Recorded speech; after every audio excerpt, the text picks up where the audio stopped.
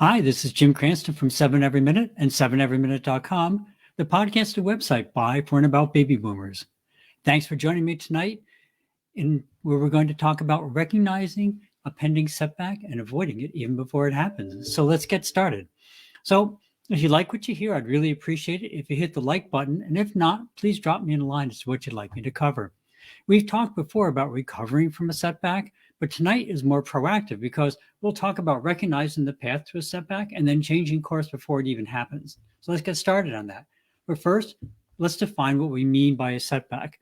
I think of it as doing something, whether it's a thought or an action or a decision, that moves us away from our goals and vision instead of towards it.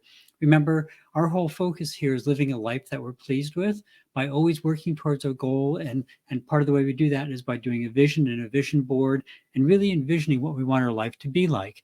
Once you have that vision, then it's a lot easier to make decisions that move you towards it. But, if every decision you make has to be done purposely to either move us towards our goals or away from our goals, we get in these situations very often where something over the short term seems like it might be a good decision. And then once you do it, maybe later that hour, later that day, the next day, a week later, you say, boy, that really didn't make a lot of sense to do.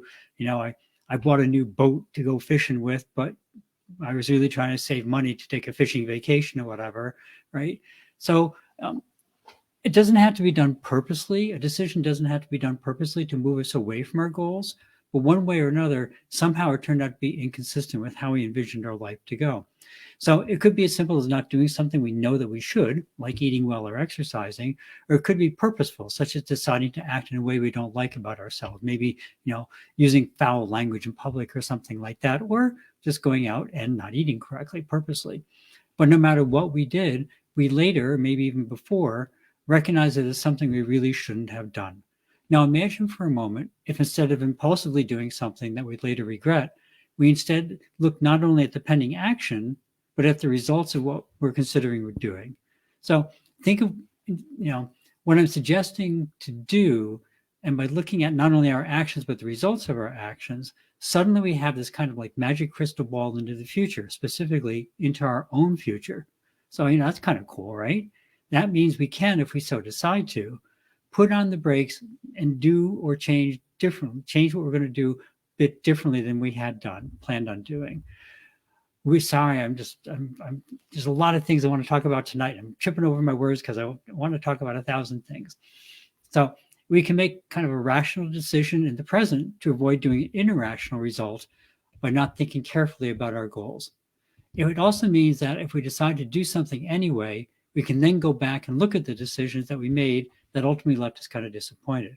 So we have the opportunity to evaluate if the decision that we made, we knew was inconsistent with our goals because it really wasn't that important to us, or do what our goals, it turns out upon examination, our goals weren't really our goals, which has happened to me and happens to a lot of people. Realize, boy, I really thought I wanted to do this, but now that I'm working towards it, it really isn't all that important to me. Or if our goals are changing, or maybe for deeper reasons, like we have kind of a fear of trying the unknown or changing the status quo, right? These are all really important discoveries. Imagine if you finally realize that you have a limiting fear of failing in public, say, so you never try anything new, like a new dance or singing in public. Or if you ate meat and finally realize that you're not a committed vegan, or the other way around. I hope you're starting to see how the power of acting a little more rationally and taking real charge of your life instead of just acting impulsively can have really positive benefits. Being impulsive can be a great trait in many situations. It absolutely is. You can explore new unexpected opportunities, and you can do all sorts of things that other people just wish they had the courage to try. But like everything, decision-making has to be a bit of a balance of different things. We all recognize, I hope, that being impulsive is not a good trait, say for like when you're trying to pull your car out into heavy traffic. There are times to make rational decisions and times to make impulsive decisions. So too with the more mundane decisions that we have in our life, like what to eat. While impulsive eating is often a real treat when you're suddenly exposed to some new exotic food, just eating the next available food you see isn't necessarily the best choice if you're on some sort of a diet. All things in life need some balance.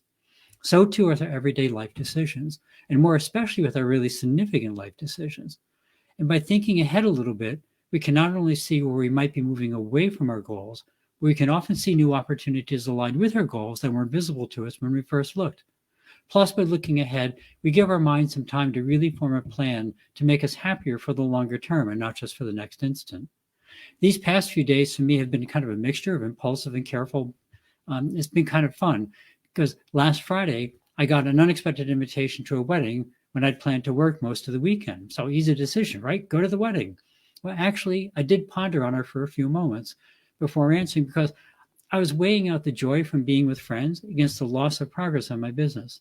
Both were important to me, but by thinking about it first, I could go to the wedding feeling comfortable with my choice. And it was an awesome wedding. Now, this week already, there's been really kind of excessive work demands already, and it's Tuesday.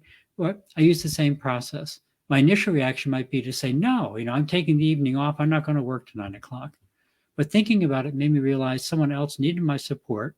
It was an unusual situation. Plus, it was still consistent with some of my other goals. So I said yes. And again, I was comfortable with my choice. In both cases, as promised at the beginning, I was able to recognize a pending setback by doing something inconsistent with my goals, recognize the alternatives and other potential benefits, and made a choice I was comfortable with. The last part in particular, being comfortable with my decision, pays huge benefits. Instead of spending the time second-guessing myself, I could fully commit to my decision to move ahead with my life. Most importantly, I avoided not making any decision at all and backing myself into some sort of default situation and then having regrets that I wasn't moving consistently with my life goals. So I'd encourage you on anything where you could move backwards, away from your goals or towards your goals by your actions. Just take a moment and think, even if just for a few seconds, really, about the choices you have and if you'll be happy with the future they bring. At the same time, be on the lookout for other options. You might think of something completely different to do, or a way to combine things you hadn't realized, or any number of other outcomes that you may be more satisfied with. There are times for being impulsive, absolutely. But even with impulsive decisions, you should probably think for just a few seconds first. Was it really a good idea to enter that ice cream eating contest? Well, actually, maybe it was. But, only you can make that decision. And it should be your decision, not a random choice that you later regret. Because life has too much good in it to miss the choices that bring you happiness and fulfillment. So that's it for the evening. Please remember the war in Ukraine is continuing now across the whole country again. And again, our regular, there we are, ukr7.com. That site is still up.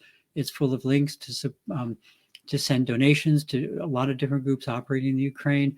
Remember, one of the best ways to care for yourself is to care for others. If you can or you're able, or people ask you how they can donate in any way, ukr7.com is independent of me. I mean, I put it up, but it all goes to other agencies who work to support the people of Ukraine. So I really encourage you to look there if you want to help those folks out. And as always, be true to yourself and live a life aligned with your goals and feelings. Thank you for stopping by. If you found something interesting or useful, please pass it along. Please hit that like button. If not, please drop me a comment as to what you'd like me to hear. Have a great week. Remember to live the life that you dreamed of, because that's the path to true contentment. Love and encouragement to everyone, and see you next week on 7 Every Minute and 7everyminute.com. Thank you.